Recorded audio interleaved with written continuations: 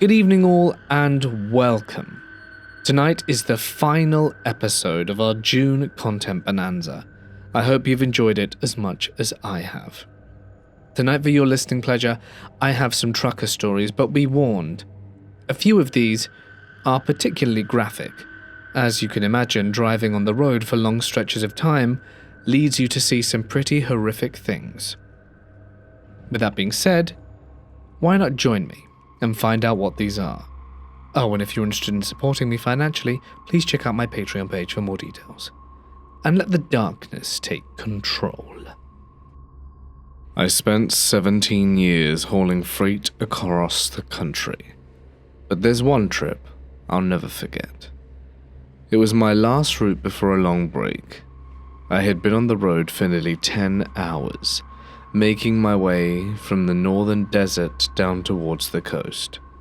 The trickiest part of the journey lay ahead, a winding mountain pass notorious for bandits and treacherous turns. But after passing that pass, the rest of the journey would be effortless.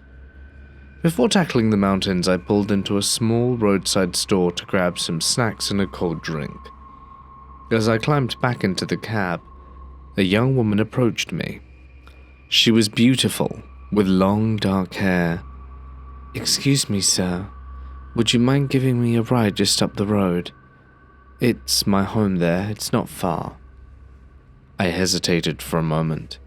I usually didn't take passengers, but something about her seemed sincere, and I figured it wouldn't hurt. Sure, hop in." She settled into the seat beside me, and we made our way down the road. She didn't talk much, just a few polite questions about my work and where I was heading. About an hour later, she pointed to a grand hacienda nestled among the trees. "This is my stop. Thank you." As I helped her down, she turned to me. "Be careful on those mountain roads. They're more dangerous than they seem."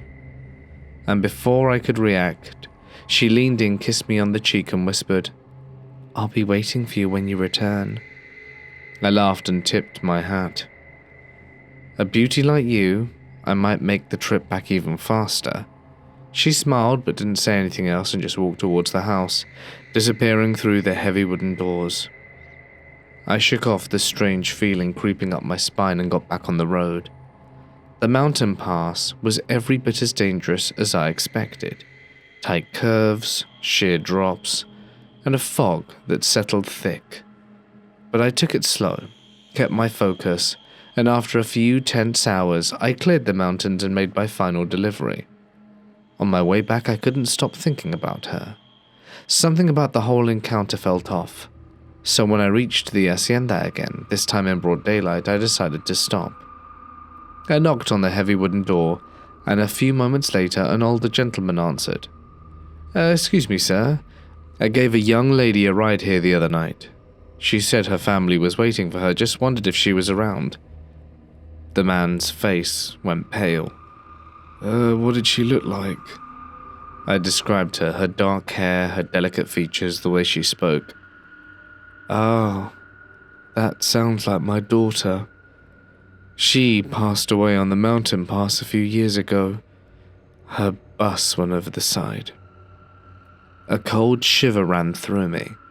I opened my mouth to protest, but the only thing I could think about were the way her lips felt when she kissed my cheek. It was cold. I never looked at that road again after that trip, but I still think about her. Let me take you back to the spring of 1995 to Cornwall, England. It was a grey morning, as they often are, and on that particular day, a man was working his job hauling a mechanical digger through the narrow, winding back roads of the country. He was driving a low-loader truck, which carried heavy machinery from one construction site to the next. On the back, chained and secured, or so everyone thought, was a full-sized mechanical excavator, its long arm folded awkwardly to fit with the transport dimensions. But something was wrong. Something small. A detail was missed. A locking pin, a safety strap, a secondary catch, whatever it was, had failed. And as the truck wound its way down the serpentine country roads of Cornwall, the boom arm of the digger gradually began to shift. Each time the truck leaned into a bend, the arm swung just inches at first and then more. Eventually, as he turned left around a blind bend, the digger's bucket, still caked with dried earth, swung wide into the opposite lane, level with the windshield of oncoming cars. What happened next took less than a second. For the first car, there was no chance. The bucket sheared off the roof like a can opener. The driver's life was forfeit instantly, as his head was completely removed from his body with unthinkable ease. His hands still locked on the steering wheel as the wreckage came to rest in a ditch. Then it happened again, and again. The truck kept going, the driver high in his cab, with the engine thundering beneath him, was completely unaware. The digger's arm was swinging wider now, gaining momentum with every turn, and behind him in his wake, he left devastation. By the time the truck was stopped, flagged down miles later by a frantic motorist waving their arms, 5 people had perished, several others injured. Most of the cars were crumpled and bloodied, their roofs missing or partially caved in. The man who had been driving the truck was pulled from the cab. At first, he was unable to understand what had happened. When the police told him, and he understood, he collapsed. He had no idea. Witnesses said he kept repeating, I didn't know, I swear I didn't know." The scene emergency crew arrived, and it was like something out of a war zone. First responders, paramedics, firefighters, police, they all spoke of the impossibility that such horror could come from something so mundane as a piece of construction equipment. And yet it had. Some of those responders would never return to the job. More than one was later diagnosed with PTSD. They said it wasn't just the gore. It was the sheer wrongness of it. The fact that these people had simply been driving to work, or the shops, or to pick up a child from school, or just to go home. A home they'd never reach. The truck driver was never charged with murder or manslaughter.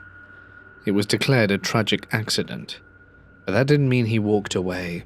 He was committed shortly afterwards to a psychiatric hospital, suffering severe trauma and delusional guilt. He stopped speaking entirely for weeks. One nurse reported that he would sit by the window at dawn whispering names that weren't in any of the papers. Names of people he never knew. And one morning, he tried to take his own life with a plastic knife from the breakfast tray. But it didn't work. He survived. No one saw him in public again. Even now, decades later, the incident remains largely forgotten outside of Cornwall, overshadowed by bigger headlines. But the locals remember, and there are families who never fully recovered. Children who said goodbye to their parents in the morning, never to see them again. Spouses who never got to say goodbye that one last time. It was a tragedy born not from malice, but sheer oversight. Either a tiny mechanical failure, or one human mistake. It's easy to forget that death doesn't always come from evil. Sometimes it just rides shotgun with routine. My great-uncle was a truck driver, hauling goods across long stretches of rural roads, where there wasn't much to see besides open fields and the occasional farmhouse. He lived out in the middle of nowhere, so he was used to the emptiness and the random bits of debris people would trash and leave on the road. Old newspapers, broken furniture, cardboard boxes, things that had either fallen off a truck or been tossed out by some litterbug who didn't care. Since he drove a big rig, he never gave much thought to the small debris in his path. If it was something light like paper or an empty box, he'd just roll over it without a second thought. That was just a part of the job. One day as he was driving along the usual back roads, he spotted a cardboard box sitting right in the middle of his lane. Instinct kicked in. This was nothing new, just another piece of roadside junk. His first thought was to do what he always did, keep driving and let the truck handle it. But there was something about this box which hit different. It wasn't bigger than usual, it wasn't moving strangely, and yet for some reason he couldn't explain, he felt a sudden urge to swerve around it instead. So he did. He steered his truck just enough to miss the box, his tires rumbling over the gravel shoulder before pulling back onto the pavement. He didn't think much of it, just a split-second decision and an odd gut feeling. But as he checked his side mirror, something made his stomach drop. The box moved, and out from it crawled a little kid no older than 5 or 6. The child stood up, dusted themselves off like nothing had happened, and casually walked back towards a nearby house, as if hiding inside a cardboard box in the middle of the road was just another part of their day. My great-uncle had to pull over for a moment to let it sink in. If he hadn't listened to that strange instinct, if he had done what he had always done, that kid wouldn't have walked away so casually. He wouldn't have walked away at all. I was running through California one night, SR 58 to be exact, and I started to get sleepy. I pulled out on the side of the road and decided to take a nap. The load I was picking up got rescheduled, so I decided to just hang out there while I was still out, until it was closer to my normal drive time, which was at night. I was starting to learn how to do astrophotography, and where I was parked was a pretty decent spot. Nice and dark, not a lot of traffic at night, so I decided I would try and practice some shots. I climbed up on top of my trailer, just above my reefer unit on the edge, and sat there, learning how to do aperture settings and all of that. When all of a sudden I hear a noise coming from the brush directly below me. I felt pretty safe in the knowledge that no animal was climbing a 13.5 feet trailer. I picked up my flashlight and started looking around the ground for sound, but to my surprise found nothing. So I wrote it off to wind and went back to figuring out the camera settings. 2 minutes later I heard it again, this time a little further down my trailer. So I shined my flashlight out there again, but there was nothing. By this time I was starting to get concerned about what I was hearing. The sound I was hearing didn't sound like a small animal, but more like someone moving around below me. The passenger door to my truck was locked, but I left the driver door unlocked, and since I was sitting close to that side of the trailer, I could see if anyone was going to approach it. I turned my light off and go back to what I was doing. About 5 minutes later, I hear someone say, "Hey." My heart jumped into my throat. I grab my light, stand up on the trailer, and start frantically looking around the edge of the truck. Not a goddamn thing. Nothing. Same as it was before when I searched around with my light. I remained as quiet as possible, still looking around the brush with my light. Whoever was out there, I didn't want them to hear how panicked I was. It felt like time was standing still in this instance, because it was pitch black out, and no car or truck had passed me in over an hour. Roughly a minute had gone by, and I heard my trailer door handle unlock and release. Now, thankfully, I was empty, so there was no load for anyone to steal. But they didn't open the door. Whoever it was unlocked the trailer door and stopped, as if to draw me into the back of the trailer. I had no time to think about what I was doing. I snapped out of my panic freeze, jumped down to the catwalk, and hit the ground as fast as possible. I jumped in the truck and locked the door, fired up the truck, and took off as quickly as I could. I drove for about 5 minutes, rarely taking my eyes off my side mirror to see if I was being followed. I felt like it was safe enough for me to pull over and close the door to the trailer. At this point I'm trembling because of the pure adrenaline running through me. I stopped that truck as fast as I could, bolted to the back and shut the trailer door and locked it. Got back in the truck and left the area as fast as I could. To this day, I still don't know what the hell this person was doing, or what their endgame was. I never stopped on Tehachapi again after that, and gave up trying to learn astrophotography too. This story comes from my brother, who's a trucker. He was driving long haul somewhere in the southwest when he pulled off at a remote rest stop to stretch his legs and use the facilities. It was late afternoon and an absolutely boiling hot day.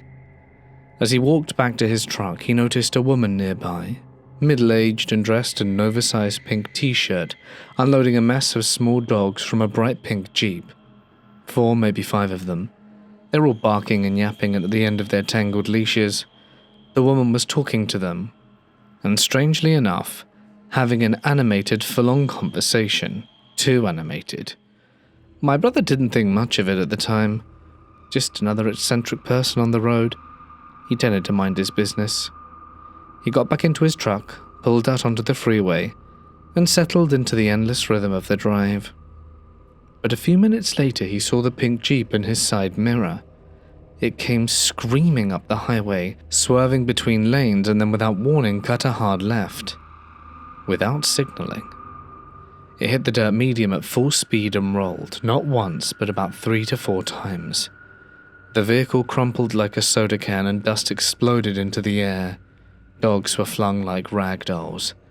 My brother slammed on his brakes and ran towards the wreckage. The scene was surreal. The bodies, dog bodies, were scattered across the road in sand, bleeding everywhere. The pink Jeep was a twisted husk of metal, resting upside down in the ditch like a crushed toy car. And he found the woman half submerged in a muddy puddle, her face barely above the surface, with one of her arms pinned beneath the wreck. She was soaked, her hair stuck to her face, and she was crying hard. But what she kept saying over and over again wasn't about herself. "Are they okay? Are my babies okay?" She didn't seem to notice how badly she herself was hurting, how she could barely move, how her body was half in the water and probably the only thing keeping her from bleeding out in the dirt. My brother didn't know what to say. There were no survivors amongst the dogs. One had been flung at least 30 feet, and another was lying just feet from her, its small ribcage caved in. And that's all he could say, but she didn't stop. The ambulance arrived, and he stayed until they pulled her from the ditch. He said she screamed when they moved her, a sound he'll never forget. But what shook him the most wasn't the blood or the wreckage. It was the way that she looked up at him as they loaded her into the back of the ambulance, like she was still waiting for an answer. The saddest part is that the ambulance weren't concerned for the dogs. They were just concerned with her, and they hauled her away. The dogs were just left there, like debris or litter on the side of the road. He left shortly after, and it still haunts him.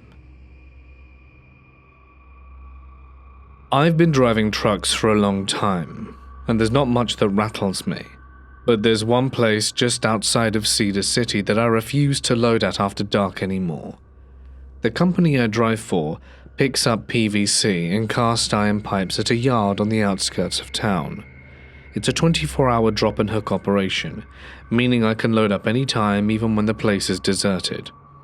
The first time I picked up a load there was after sundown, and I noticed something off. As I walked between the trails securing my load, I heard it, this low guttural groan coming from the darkness. At first I chalked it up to the wind, or the metal of the trailers setting in the cold, but then came the tapping, sharp and deliberate, like knuckles rapping against metal. I stopped scanning the lot. There was no flagpole, no loose chains, nothing that could make that sound. The air was still, too still. I convinced myself it was just my imagination and finished strapping down my load. The second time I loaded there at night, I heard it again, but this time I saw something. I was throwing straps when I glanced up, and there it was, A tall, dark silhouette standing motionless between two trailers. It didn't move, didn't shift, just watched. The second my eyes locked on it, a sick feeling twisted in my gut. Something primal that screamed danger. I turned away just for a second, fumbling with my strap. But when I looked back, it was gone. I don't care what it was, I don't want to know. Now, if I have to load there at night, I won't step foot in the lot. I park outside right under the street lamp and wait till dawn. Of all the places I've stopped for the night, the worst was a dirt turnabout in the Arizona desert between Cameron and Page. It was deep in Navajo country, miles from the nearest town. Nothing but open desert in every direction. I had pulled off the highway late, exhausted, and climbed into my sleeper cab for the night. The only sound was the occasional gust of wind stirring up dust. Then at around 2 a.m. I woke up. 3 scratches. They were right outside my window. My blood turned to ice. I couldn't see anything, but it felt off. Something was out there and I knew it. I sat in the dark, heart pounding, gripping my Bowie knife so tight my knuckles ached. The scratching continued for a full 15 minutes, light and rhythmic, as if whatever was out there was playing with me. Then just as suddenly as it started, it stopped. I didn't move, didn't breathe. I forced myself to wait another 15 minutes before I even dared peek through the curtain, and there was nothing there. No movement, no figure, just the same endless desert stretching out beneath the moonlight. But when I climbed out the next morning, I saw them. Footprints, leading from the brush right up to my truck. And then, just as eerily, leading back into the desert. Not a single other vehicle had stopped there that night.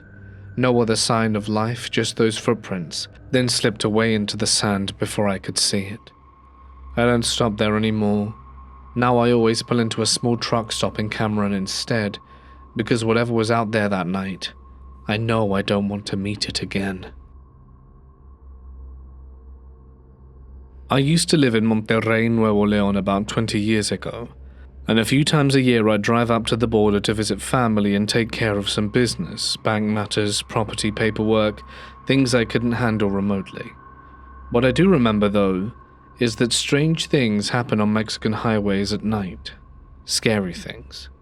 You'll hear stories from truckers and night drivers about radios picking up voices speaking in dead languages, headlights reflecting off fires that don't belong to any animal, and entire stretches of road that seem to loop endlessly, trapping drivers in a time warp.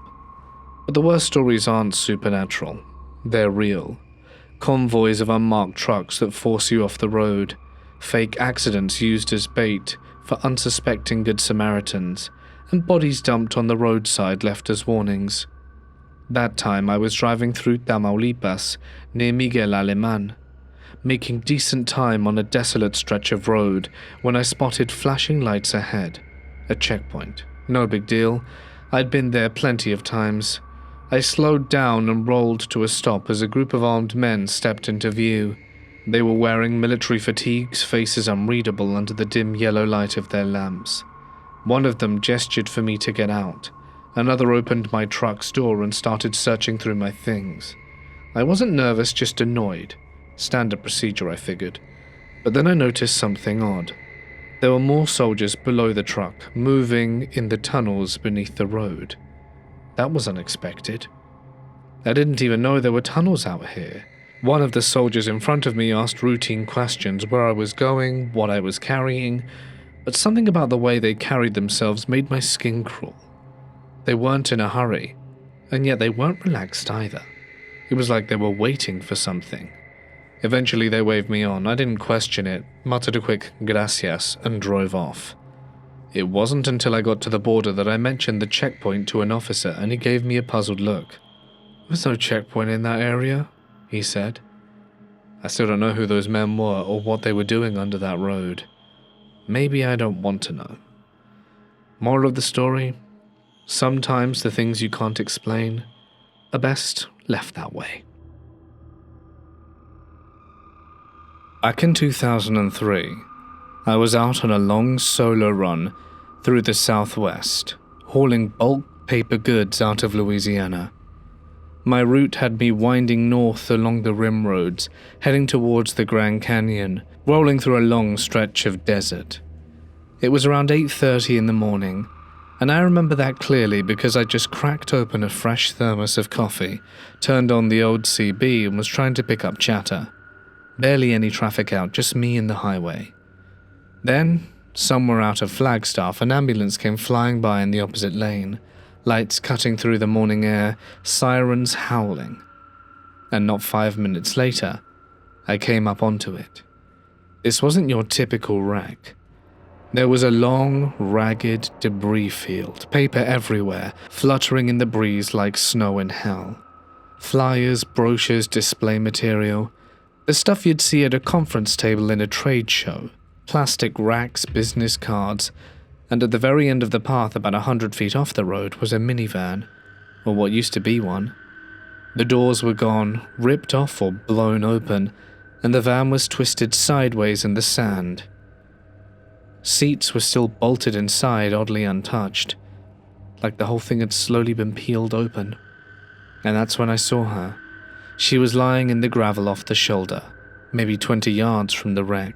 The first responders had draped a small sheet over her face, but her dress was still crisp, business casual, tan heels, one still on, the other a fair distance away.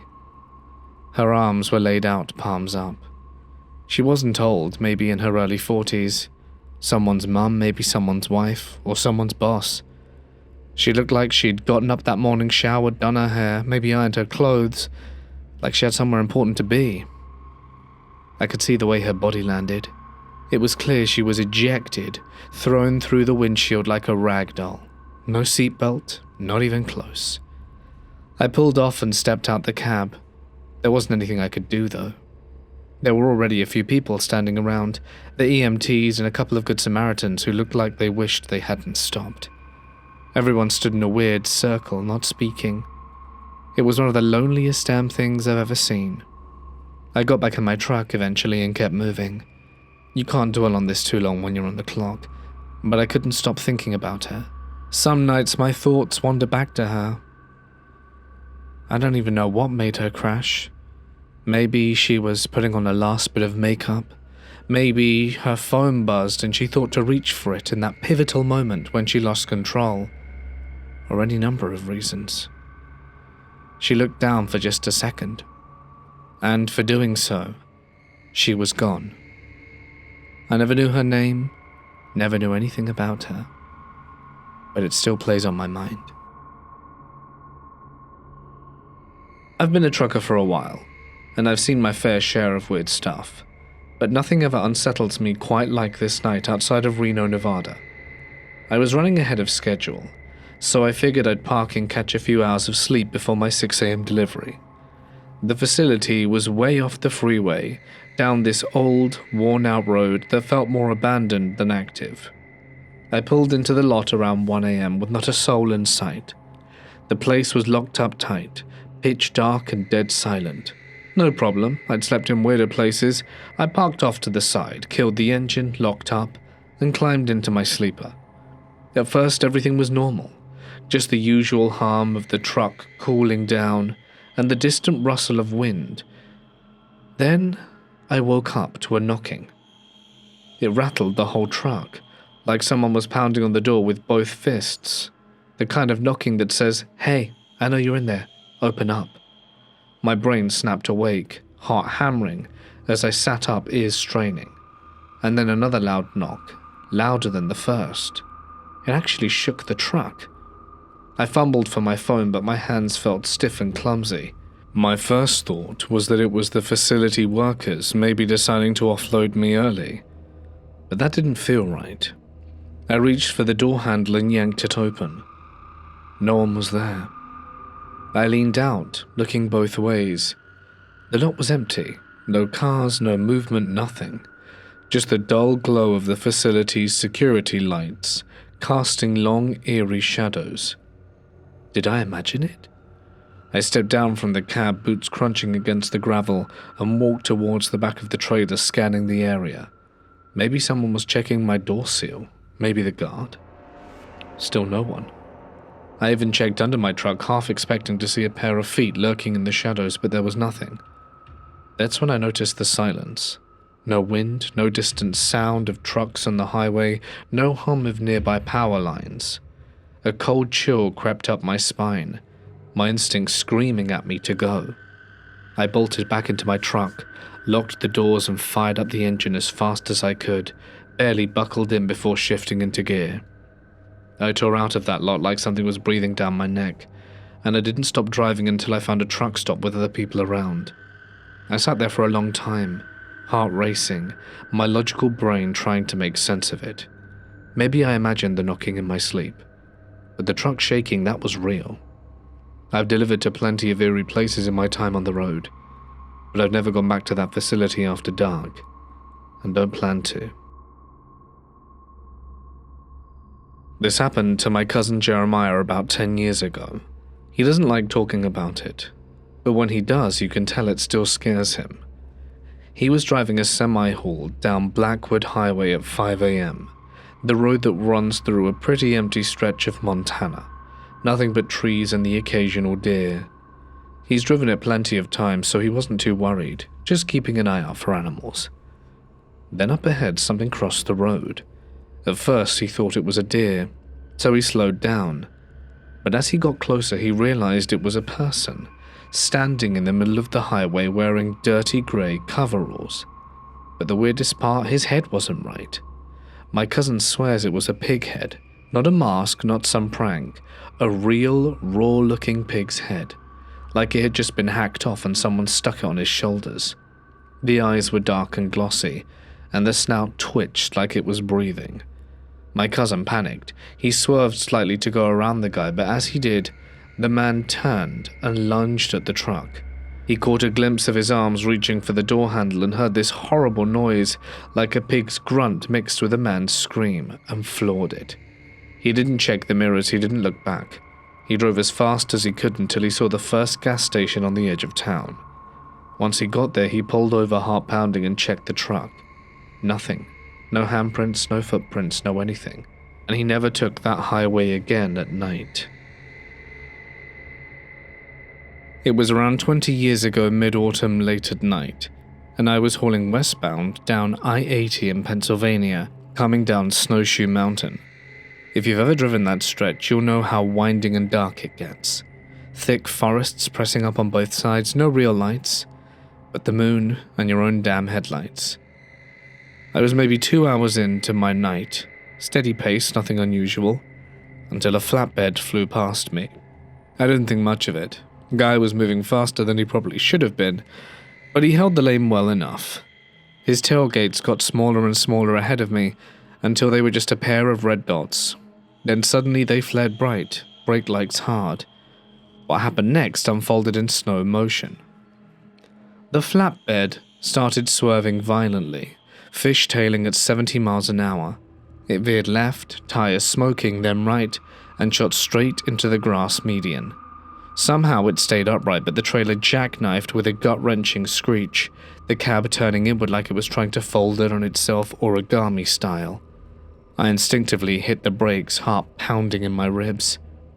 When I pulled over and jumped out, 2 other truckers had done the same. We ran up to the incline together, not sure what we were about to find. But what we did find I'll never unsee.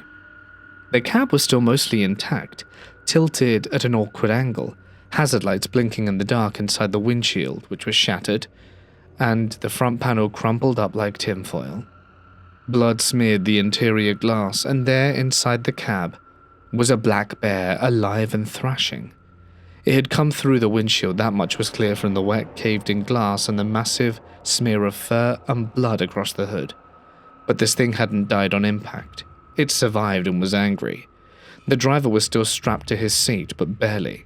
The bear was on top of him, claws snapping, like it couldn't tell if it was attacking prey or trying to escape. The man was screaming, choked, animal sounds. His arms were up but already shredded. I saw blood spurting, teeth flashing. The bear was tearing him apart. We didn't even have time to move before a state trooper pulled up behind us. God bless the man. He must have seen what we saw before he'd even stopped. He barely threw his cruiser into park before he was sprinting up with a service rifle. He ran to the passenger side, ripped open the door, and aimed straight into the cab and fired twice. The first shot hit the bear in the shoulder, and it reared back with a deep growl that shook my chest. The second hit lower, maybe the gut. The bear turned towards the open door and lunged. The trooper screamed something I don't know and just unloaded. 4 or 5 more rounds into the chest, until the thing finally collapsed. The driver didn't make it. I wish I could say he was already gone, and that the trauma was instant, but that would be a lie. He was alive when we got there, and I'll never forget the look on his face. His eyes locked on mine for a moment, and then he was gone. Blood pooled around the floorboards, still warm when we finally pulled him from the seat. His safety harness had held, but it had left him defenseless, locked in with this monster. You hear stories, moose through windshields, cows loose on highways, deer that cause pile-ups, but a bear, alive and feral, trapped in a steel cage with a human? Jeez. I still drive that road sometimes, and pass the same stretch of road where it happened. And every time I do, I find myself gripping the wheel tighter and scanning the tree line, seeing if there's going to be a bear that might be tempted to give me the same fate.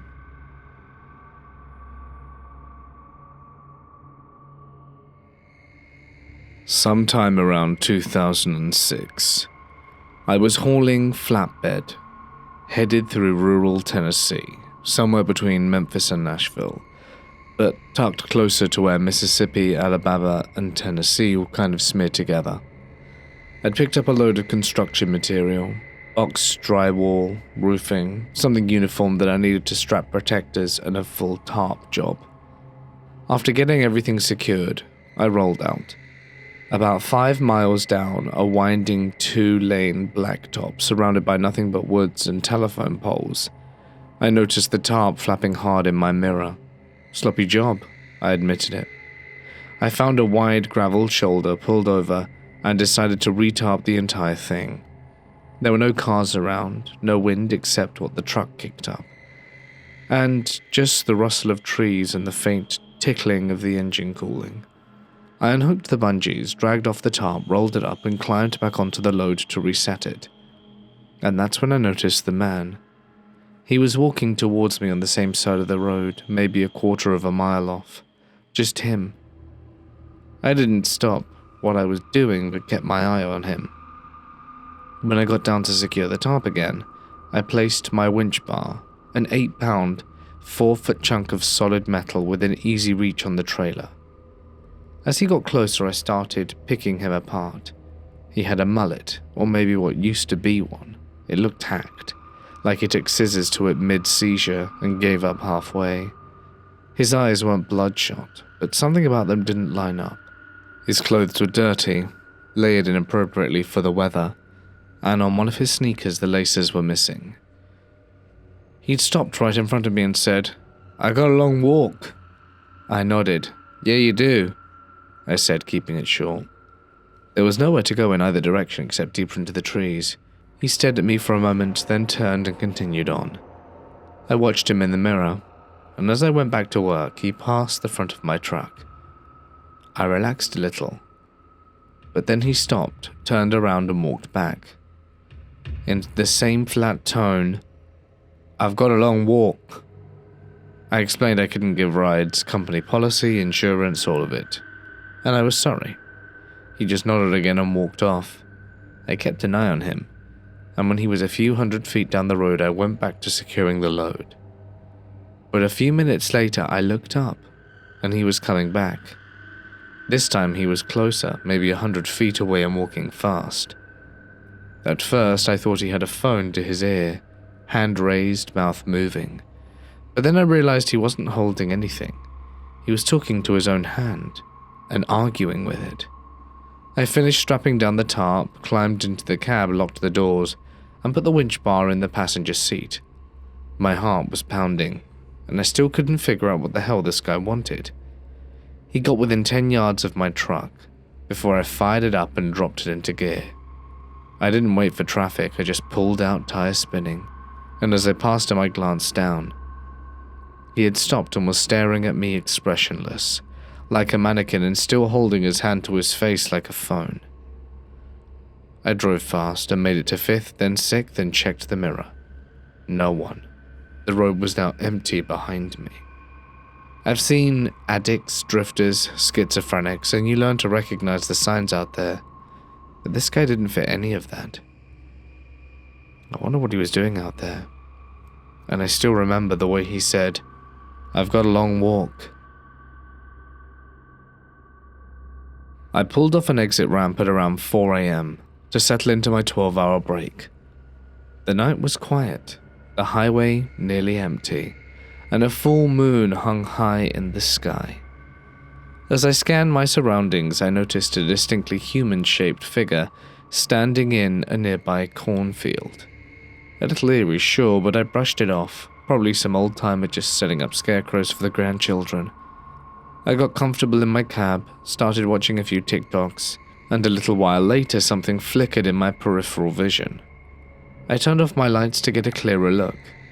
The figure was still there, but something about it felt off. Maybe it had shifted, maybe it was closer.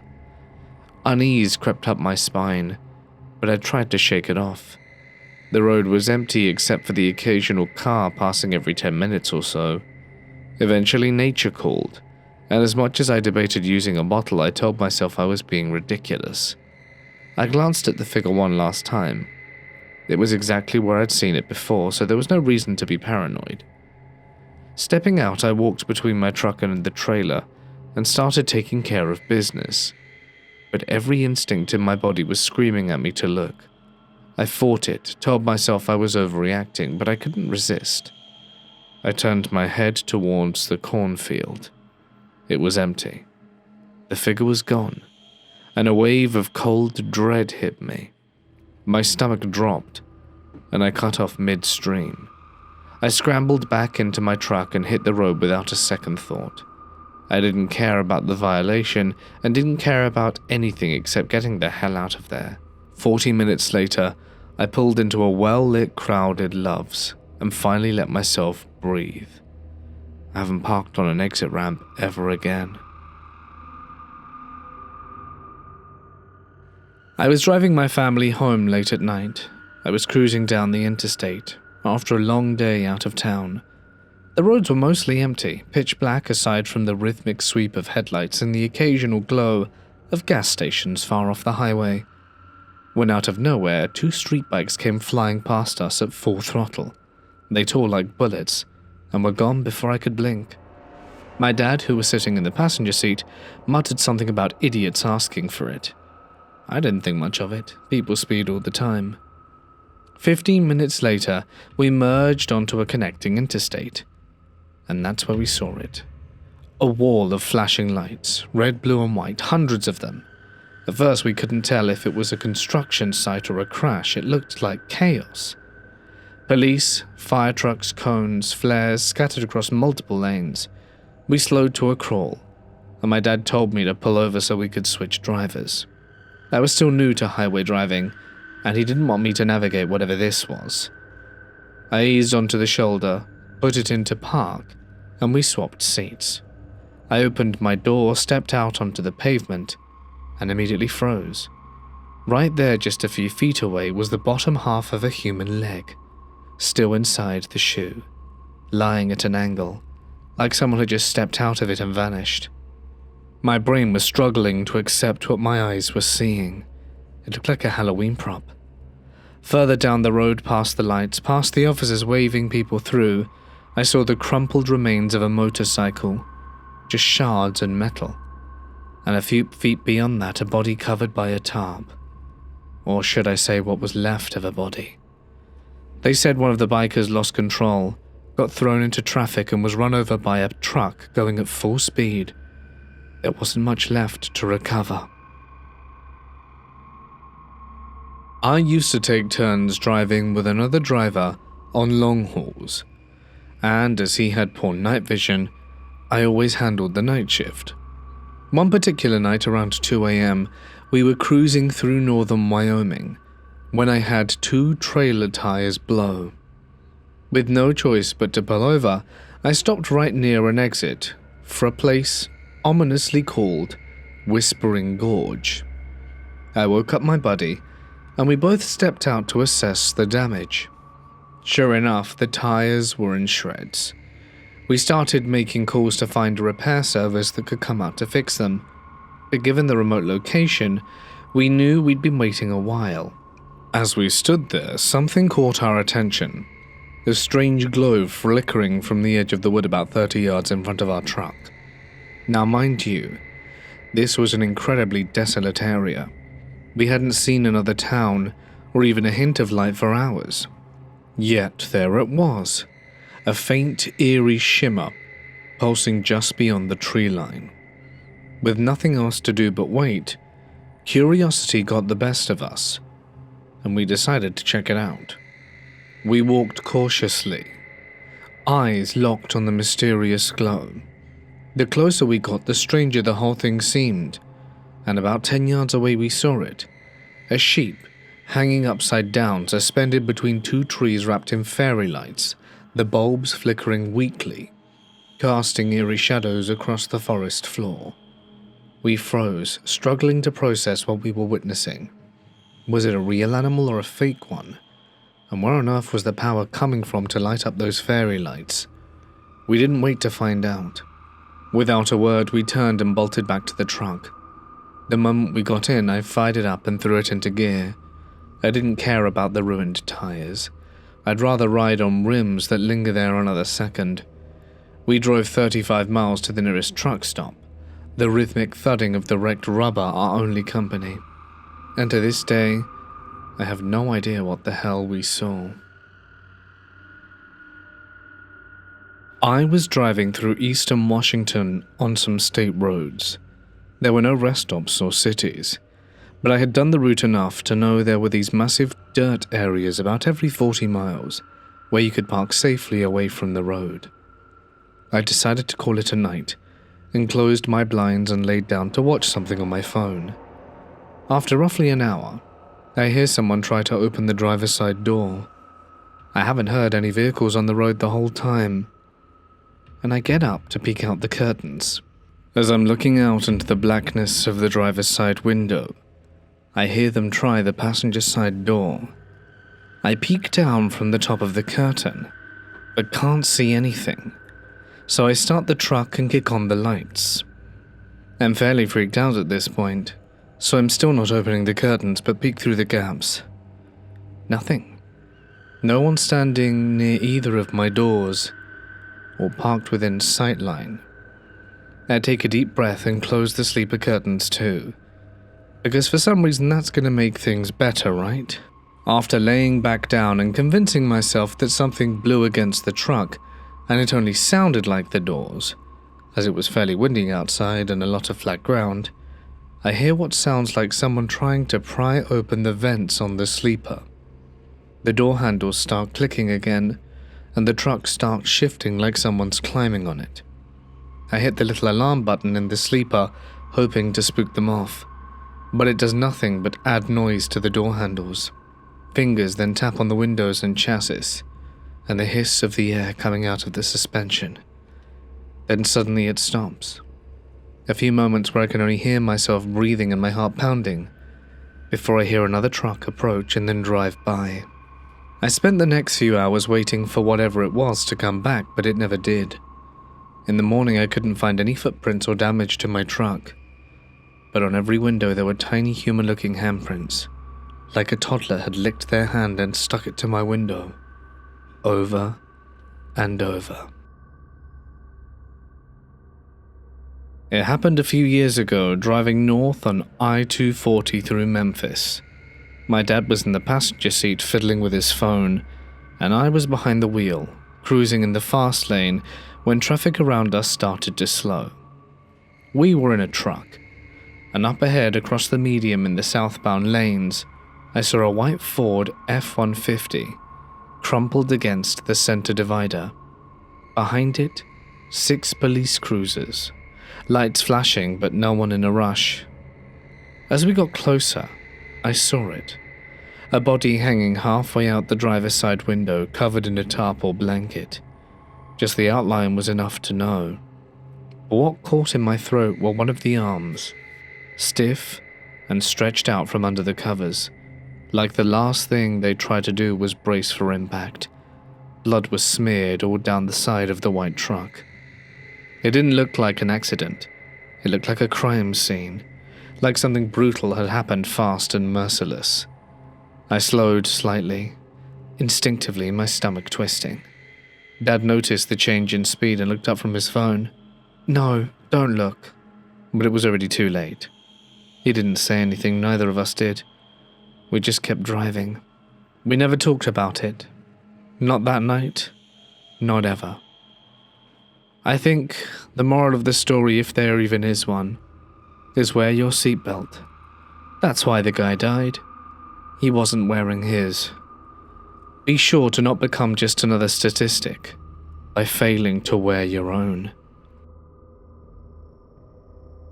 I was sent to deliver a load of stone to a remote ranch in the middle of absolute nowhere. There were no neighbors, no traffic, nothing. Just a long dirt driveway winding through the brush, and an old, weather-worn house sitting under an endless sky.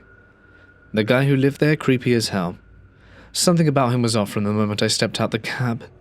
He had that overly friendly, lingering kind of energy, smiling too widely, standing just a little too close. His eyes scanned me up and down in a way that made me feel very uncomfortable. I'm not a big guy, maybe 5 feet, but I've been doing this job long enough to handle myself. But the way he watched me made me grip my winch bar a little tighter. I started unloading and he kept hovering, chatting non-stop. His voice was smooth, but something about it felt calculated, like he was testing how much I would believe. Then he hit me with it. "You gotta see my basement, it's the dopest man cave setup." I laughed it off. "Nah, I gotta keep moving, tight schedule." But he wouldn't drop it. No, seriously, you gotta check it out, come on, real quick, you'll love it." He gestured towards the house, his hand outstretched like an invitation, and I felt my blood run cold. Every alarm in my body was screaming no. I kept unloading, pretending like I didn't hear him, but he just kept at it. His tone shifting, teasing at first and then more annoyed and then back to friendly, like he was trying different tactics to see which would work best. Then he got bolder. "You're so tiny, how do they even let you drive one of these big rigs?" He chuckled, stepping closer. "Bet you're a firecracker though, ain't you?" I clenched my jaw, forcing myself to stay focused on the work. My hands moved fast. Normally I take my time strapping and unloading, but not this time. I'd never unloaded my truck that quick in my life. He must have noticed because his voice dropped lower. "No need to rush, you can come inside after. Relax a bit." And then I was done. I grabbed my winch bar in one hand, my pepper spray in the other, and shot him a glare that made it clear I wasn't playing games. "I'm good," I said, loading back onto my forklift. His eyes flickered to the winch bar, and for the first time he went quiet. I drove that forklift like my life depended on it, got every last stone unloaded, slammed the straps back on my truck, and barely resisted the urge to burn rubber to get out of there. When I told my boss what happened, I flat out refused to return. At first he kind of brushed it off. Weird dudes exist everywhere, right? But then he sent my coworker David. David was a huge, ripped guy, proper gym bro, built like a bear, no one ever messed with him. But when he came back, he looked shaken. Said the guy had done the exact same thing to him, tried to get him inside the house and wouldn't stop pushing. Only difference, this time the guy blocked in his truck with his own vehicle, standing between him and his only exit. David had to physically shove past him to get out, and after that my boss stopped sending people altogether. 3 years into this job, and it's the only time I've ever genuinely feared for my safety. And to this day I wonder, if I'd have played my cards a little different in that situation, would I have returned at all? What was in this guy's basement that was so special, that he was so insistent people needed to see? I'll never know, and things are better this way for it. I'm not a trucker per se, but I used to date a girl who was, short haul mostly, but every now and then she'd run a load across state lines. One of those runs I tagged along. The route took us out near the New Mexico-Texas border, through some of the more forgotten stretches of highway I'd ever seen. Late in the day, low on fuel and snacks, we pulled into this run-down half-dead truck stop. You probably know the kind, with rusted fuel pumps and flickering signs, and looked like it hadn't seen life since the 80s. She fueled up while I stretched my legs, and then we both went inside hoping to grab something to eat. The interior was like stepping into a fallout shelter. Empty shelves, broken fridge humming aimlessly, and a few random dusty cans on display. Fluorescent lights flicked overhead. We waited at the counter for 5 minutes calling out, but there was nothing, so we put back the snacks and walked out. And that's when we saw them. 10 guys surrounded her truck, like they'd been waiting for us. I immediately remembered my gun, which was still locked in the truck. Then, like something out of a movie, a biker pulls up, all black leather and mirrored sunglasses. He talks to 2 of the guys at the rear of the truck, nodding slowly, and drags his thumb across his throat. My girlfriend is shaking, barely holding it together. I'm frozen, staring, my heart hammering like it's trying to escape. The biker's raised both hands like he's diffusing a situation, waves his crew off and walks towards us. What he said was calm, polite even. "Someone stole one of our trailers up north. Thought this might be it. It's not. Sorry for the trouble." Then he reaches his pocket and drops something into my hand.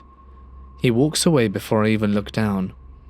It's a small, tight baggie of weed. We didn't say a word, just got into the truck and drove away fast. Later, somewhere safer, we smoked it. Damn good weed. Still joked about finding him again on the way back, but we didn't stop anywhere near that part of the border again. I was heading northbound through Utah, pushing towards Brigham to make a delivery. Just past Ogden, the sky opened up. A sudden, violent downpour. The kind you'd probably expect in Texas, but not out here. It was 8 p.m, pitch black, and the rain came down like it was trying to erase the road from existence. Visibility was garbage. I slowed down, wipers struggling, eyes peeled. And that's when I saw the flashing reds up ahead. I passed the scene slowly, just trying to clock what happened without rear-ending someone. A 90s Toyota Tacoma was crumpled around the utility pole on the shoulder, its frame twisted like paper. The front end was gone, like it had tried to become one with the pole itself. And that wasn't the worst part. The driver was hanging halfway out the window. A thin white sheet was draped over him, not even fully covering the body, soaked through with blood and rain. His head was twisted in all kinds of mangled ways. You didn't need to get any closer to know he was gone and there was nothing left to save. The tires on the Tacoma bald as hell, not a hint of tread left. In a storm like that, it was a death sentence. I kept rolling with my stomach clenched, rain hammering the windshield. Wear your seatbelt, check your tires. Don't be another blood-soaked sheet on the side of the road. No one should have to see that, and no one should have their life cut short in that way. My best friend's uncle was riding his motorcycle on a quiet, lonely highway when it happened. A trucker, not out of error or distraction, but cold intention, veered into him and hit him on purpose. After the impact, the trucker didn't call for help. He didn't check to see if the man he'd just thrown across the pavement was still alive. He climbed down from his rig, walked over to the crumpled body, and started going through his pockets. He took his wallet, his license plate, and anything that could identify him. My friend's uncle was unrecognizable, so badly mangled it was a miracle he was even conscious. But he was, and he spoke. He didn't ask for help. He just begged the man to leave something behind, so his family wouldn't spend the rest of their lives wondering what happened to him or where he disappeared to. And the trucker laughed, got back into his cab and drove away. He left him to die on the road.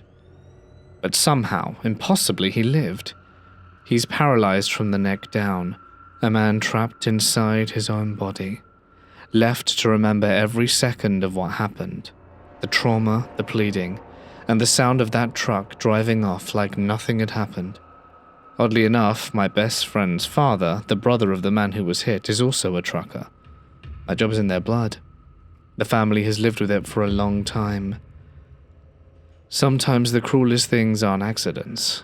They're the people who make a conscious decision to destroy you, and smile as they do it.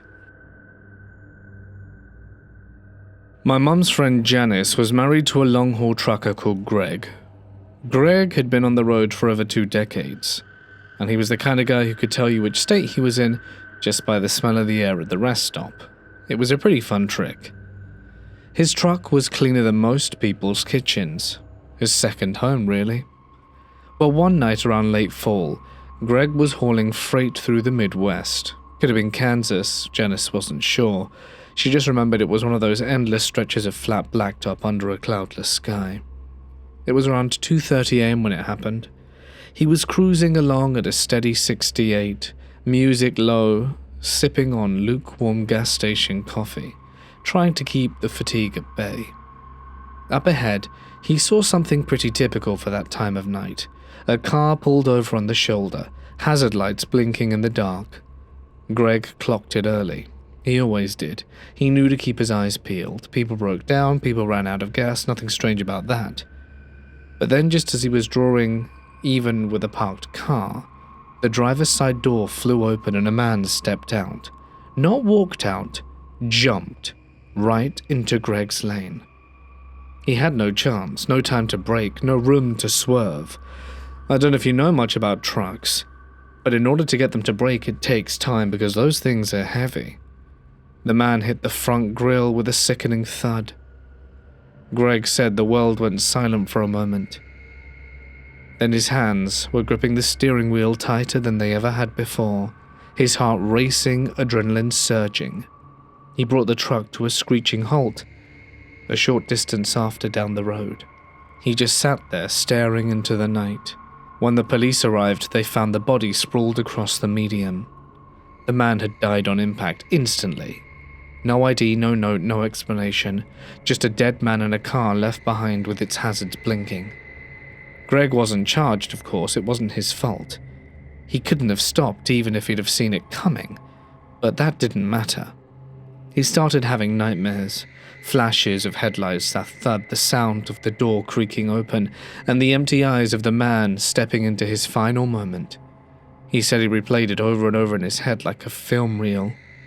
Janice told my mum that after that night, Greg stopped driving. He tried going back once, a short haul route just a few states over, but he broke down crying. He said he saw a man on the shoulder and couldn't breathe. The memory was just too strong.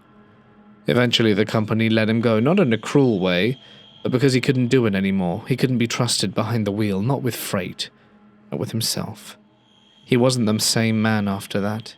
He got quieter, started drinking, and would sit with his back to the window. Shortly after he was diagnosed with PTSD, but by then it had already torn a hole through his life. Janice said she lost her husband the night that man stepped out on the highway. He was alive, but whatever used to live behind the eyes had packed up and left. That story stuck with me more than almost anything I'd ever heard. Because it wasn't just a freak accident. It wasn't a murderer or a ghost story. It was just a man who'd given up on life, and another man who had to carry that weight forever, because he was at the wrong place at the worst possible time. My dad drove a truck between Edinburgh and London, and tells this story often. He was driving down the motorway and looked to his right, and saw a woman with a Miss Trunchbull bun, as he described it, staring at him with a terrified expression from a car next to him. Before he really knew how to react, the car pulls off at the next exit, and my dad, although shaken, carries on. About half an hour later, a different car with a different driver pulls alongside my dad with the same woman in the passenger seat, with the same expression on her face. My dad thinks, screw this, and plans to pull into the next services to report it, even if it's nothing. Better safe than sorry, right? The car disappears before he can get any details, and he thinks there's no point calling the police with no details, so he carries on driving. Literally about 4 hours later, when he's almost reaching London, yet another car pulls alongside him with the same woman. Same mistrunchable hair, same terrified expression. Except this time she appears to be screaming at my dad through the window. So my dad pulls over into a lay-by and calls the police. Apparently they'd received 3 other calls about the same woman and car in the same area in the last few minutes. It's unfortunately anticlimactic, as he never heard any more about it, but he didn't see her again, and although he kept an eye on the news, he never saw anything about it. Hopefully it was just a giant coincidence, but who knows?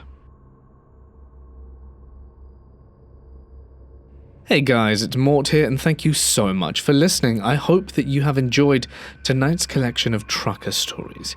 I certainly enjoyed narrating them. If you would like to leave your comments, they always go a long way. And I hope you've enjoyed this month-long celebration of content. It's been really fun. And now that I see how much work it is, and that it's actually possible to do, I'm considering adjusting my schedule. Maybe doing things more often come September? I'll see. Takes a while to find all these stories. So I'll let you guys know.